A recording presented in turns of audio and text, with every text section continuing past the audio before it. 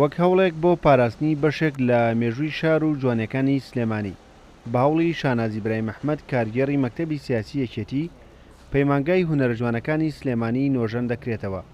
ئەمەش دوایەوە هات کە هەریەک لە هونەرمەندان ماهیر حەسەن و ئەحمەد جۆڵا و کاوەقادر لە سەردانێکیاندا بۆ لای شانازی برای محمەد داوایان کردبوو کە پەیمانگاکە پێویستە هاوشێوەی گرنگیەکەی خۆی گرنگی پێ بدرێت. ئەویش داواکاریەکەیانی بە هەند وەرگرت و خستیە بواری جێبەجێکردنەوە. بڕیارە لە ماوەی چەند مانگێکدا دیوی دەرەوە ناوەی بیناکەی نۆژەن بکرێنەوە.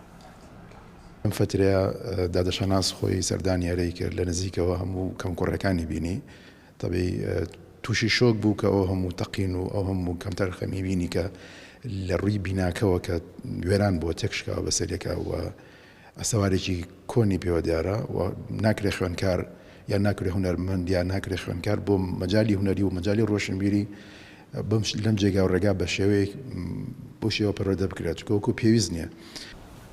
لە قۆناغی یەکەمدا ژێرخانی بینا و هۆڵەکانی نۆژەن دەکرێنەوە و کەم و کورتەکانی چارەسەر دەکرێن.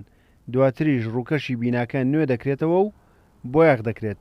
بۆ قۆناغی یەکەمی نۆژەنکردنەوەکە 300 ملیۆن دینار لەسەر بودجەی ئیدارەی گشتی یەکێتی دابین کراوە.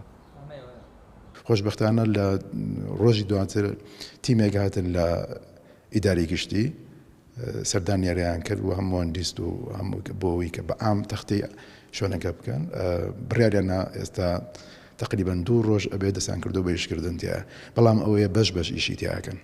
پەیمانگای هونەرە جوانەکانی سلێمانی یەکێکە لە سیمبولەکانی شارەکە و سەدان هونەرمەندی دیار و ناسراوی لە بوارە جیاوازەکاندا پێگەیاندووە. ئەم پەیمانگایە لە ساڵی 1970 دروست کراوە لە ڕووی کارگێڕیەوە سەر بە بەڕێوەبەراتی گشتی پەیمانگاکانە لە وەزارەتی پەروەردە. پەیمانگاکە لە 3 بەشی سەرەکی پێکدێت کە بریتین لە بەشەکانی شێوەکاری و شانۆ و مۆسیقا.